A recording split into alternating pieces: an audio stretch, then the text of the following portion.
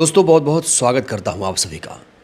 पिछले दिनों देश की सबसे बड़ी अदालत के सबसे बड़े जज सीजेआई सूर्यकांत साहब ने युवाओं की तुलना कॉकरोच से की थी और जब विवाद ज़्यादा बढ़ा तब उन्होंने अपने बयान पर सफाई दी। सफाई देते हुए कहा कि हमने तो ऐसा कोई बयान ही नहीं दिया, हमारे बयान को तोड़ मरोड़ के पेश किया गया। जबकि देश के तमाम प्रतिष्ठित चैनल, अखबार, सोशल मीडिया साइट्स हर किसी ने यह खबर चलाई कि इन्होंने युवाओं की तुलना कॉकरोच पैरासाइट से की, युवाओं का अपमान किया। लेकिन उसके बावजूद जब विवाद ज़्यादा बढ़ा तब सीजेआई साहब को होश आया और उन्होंने कहा कि हमने ऐसा कोई बयान नहीं दिया। लेकिन आज सूर्यकांत साहब की चोरी पकड़ ली गई, क्योंकि दोस्तों सुप्रीम कोर्ट से वो अहम वीडियो लीक हो गया है। वो वीडियो लीक हो गया है जिसके बाद पूरे देश में सनसनी मच गई है कि जब इन्होंने ऐसा बयान दिया था तो फिर पलटे क्यों, सफाई देने की ज़रूरत क्या थी। तो वो अहम वीडियो दोस्तों आज मैं आपको दिखाऊंगा। साथ ही साथ मैं आपको उत्तर प्रदेश के महोबा की वो खबर भी दिखाऊंगा जहां हैवानियत की सारी हदें पार कर दी गई। नीट की छात्रा को बंधक बनाकर उसकी इज्जत को तार तार कैसे किया गया, इसकी कहानी खुद अपनी ज़ुबानी सुनाया है पीड़िता ने। लेकिन सबसे पहले बात होगी सुप्रीम कोर्ट के दो धुरंधर जज की। दोस्तों इन चेहरों को ज़रा गौर से देखिए। इनके नाम है जस्टिस बीवी नागरत्ना और जस्टिस उज्ज्वल भुइयां। जस्टिस उज्ज्वल भुइयां और नागरत्ना अपने बेहद अहम बयान की वजह से आज बहुत ज़्यादा चर्चा में हैं। जो लोग पिछले कई दिनों से जेल में कैद हैं उनके लिए इन दोनों जजों ने रहम दिखाई है। दोस्तों ये वही दोनों जज हैं जिन्होंने बिल्किस बानो केस में आरोपियों की रिहाई, अभियुक्तों की रिहाई को गलत बताया था। ये वही दोनों जज हैं जिन्होंने यूएपीए के तहत 5 सालों से बंद उमर खालिद और शर्जिल इमाम को ज़मानत ना देने के जस्टिस अरविंद कुमार के फैसले को गलत बताया था। दोनों जजों ने कहा है कि अदालतें केवल आरोपों के आधार पर लंबी अवधि तक कैद नहीं होने दे सकती, भले वह यूएपीए क्यों ना हो।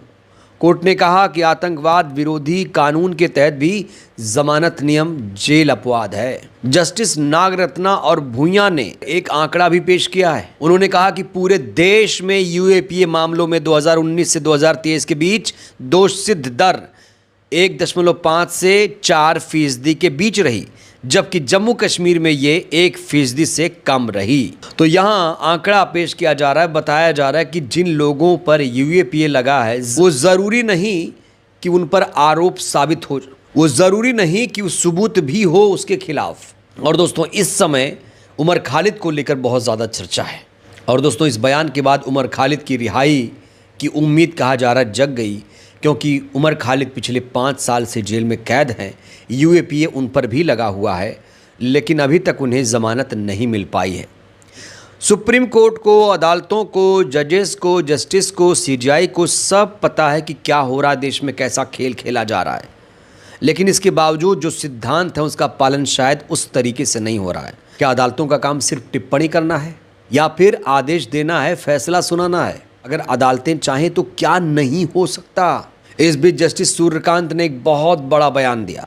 उन्होंने कहा कि न्यायपालिका को अस्पतालों की तरह 24/7 काम करना होगा। सीजेआई सूर्यकांत ने बड़ा बयान देते हुए कहा है कि अब ऐसा समय आ गया है जब न्यायपालिका को एक ऐसी प्रणाली विकसित करनी होगी जिससे आम आदमी को तुरंत राहत मिल सके। उन्होंने कहा कि न्याय प्रणाली को उन अस्पतालों की तरह काम करने की ज़रूरत है जो 24 घंटे खुले रहते हैं ताकि आम आदमी की पीड़ा और आकांक्षाओं का समाधान किया जा सके। जब से सूर्यकांत साहब सीजेआई बने हैं लगातार वो इस तरह के स्टेटमेंट दे रहे हैं।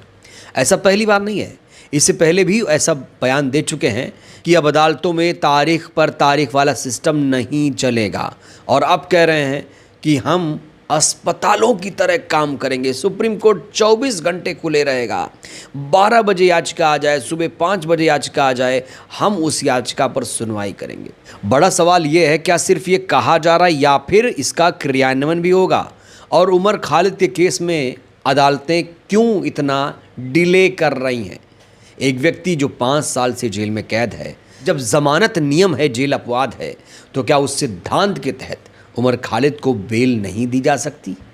सिर्फ कहने से काम नहीं चलेगा, दिखाना भी होगा। न्याय होते हुए दिखना भी चाहिए। अब दोस्तों, मैं आपको सुप्रीम कोर्ट का वो वीडियो दिखाने जा रहा हूं जिसे लीक बताया जा रहा है। कहा जा रहा है इसे लीक कर दिया गया, और ये वीडियो सीजीआई सूर्यकांत से संबंधित है।